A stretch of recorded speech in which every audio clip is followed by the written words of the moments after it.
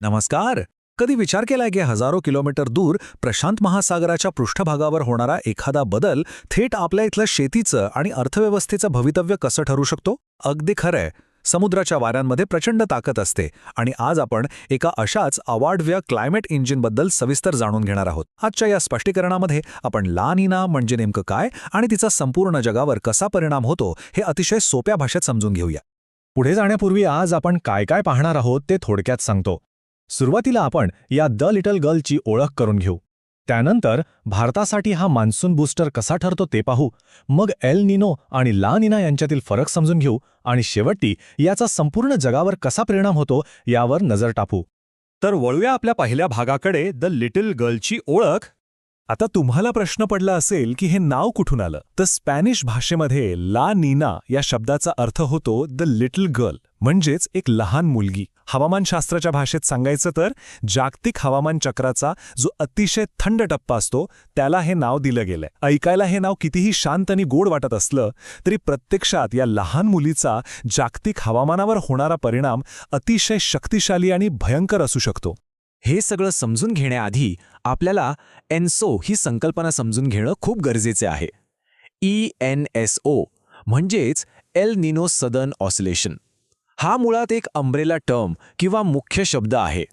समुद्रातील आणि वातावरणातील बदलांचे हे जे वेगवेगळे टप्पे आहेत ते याच छत्राखाली येतात.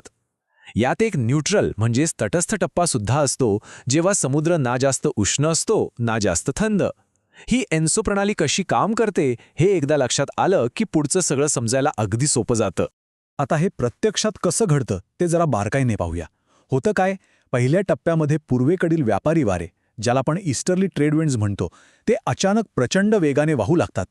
यामुळे दुसऱ्या टप्प्यात समुद्राच्या पृष्ठभागावर असलेलं गरम पाणी अक्षरशः ढकललं जाऊन पश्चिमेकडे म्हणजेच आशिया आणि ऑस्ट्रेलियाच्या दिशेने येतं.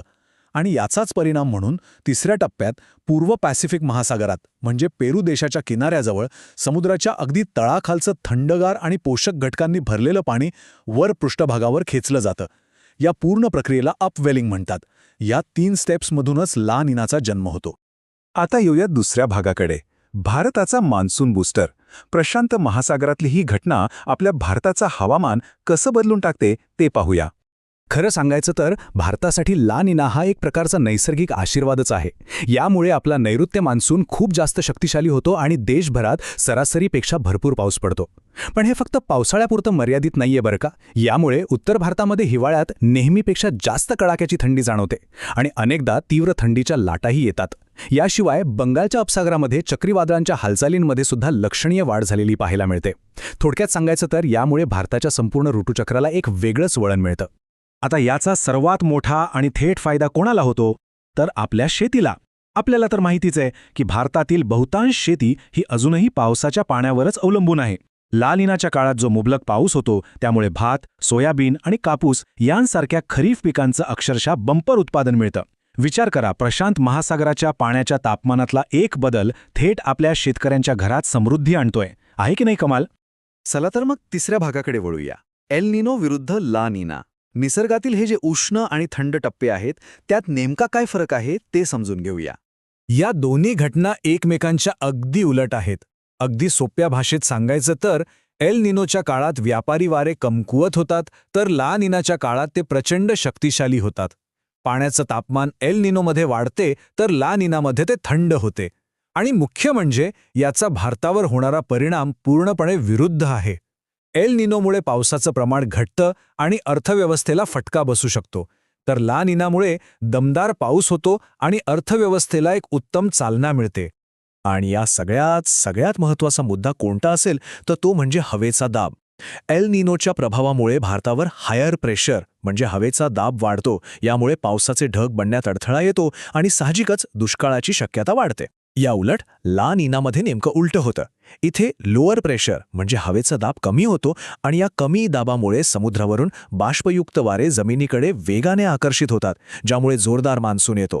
म्हणजे बघा, एका टप्प्यामुळे दुष्काळाची भीती तर दुसऱ्यामुळे सुबत्ता. हा सगळा हवेच्या दाबाचा अद्भुत खेळ आहे. आता आपण आपल्या चौथ्या आणि शेवटच्या भागाकडे आलो आहोत, द ग्लोबल रिपल इफेक्ट म्हणजेच जागतिक परिणाम. आता एक अतिशय रंजक भौगोलिक संकल्पना समजून घेऊया, वॉकर सर्क्युलेशन. हा प्रशांत महासागराच्या वरून पूर्व ते पश्चिम असा सतत वाहणारा एक प्रचंड मोठा वातावरणीय प्रवाह आहे. आणि महत्वाची गोष्ट अशी की ला निनामुळे या प्रवाहाला प्रचंड ताकद मिळते. ही संकल्पना समजली की आपली पृथ्वीची हवामान यंत्रणा नक्की कशी काम करते आणि ती कशी श्वास घेते हे अगदी स्पष्ट होतं.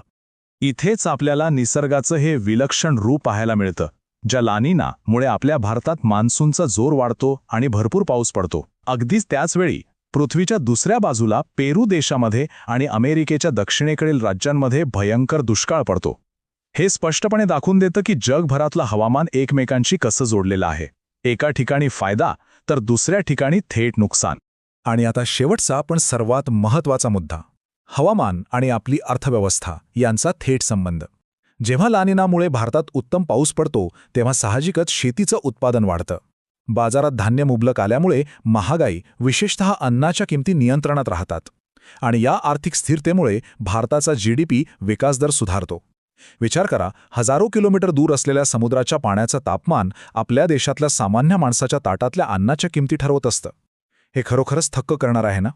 आता आपण हे सगळं समजून घेतलं आहे, पण जाता जाता एक विचार करायला लावणारा प्रश्न समोर येतो. आज आपण पाहतोय की ग्लोबल वॉर्मिंगमुळे जागतिक हवामानात अतिशय वेगाने आणि अनपेक्षित बदल होत आहेत. अशा वेळी एन्सो चक्राची ही जी वर्षानुवर्षांची ठरलेली लय आहे ती भविष्यात कशी बदलेल? या चक्राची तीव्रता अशीच राहील की ती आणखी भयंकर होईल? या प्रश्नाचा विचार करणं आता आपल्या सर्वांसाठी अत्यंत गरजेचं बनलं आहे. आजच्या या स्पष्टीकरणातून तुम्हाला हा गुंतागुंतीचा विषय समजायला नक्कीच मदत झाली असेल. धन्यवाद.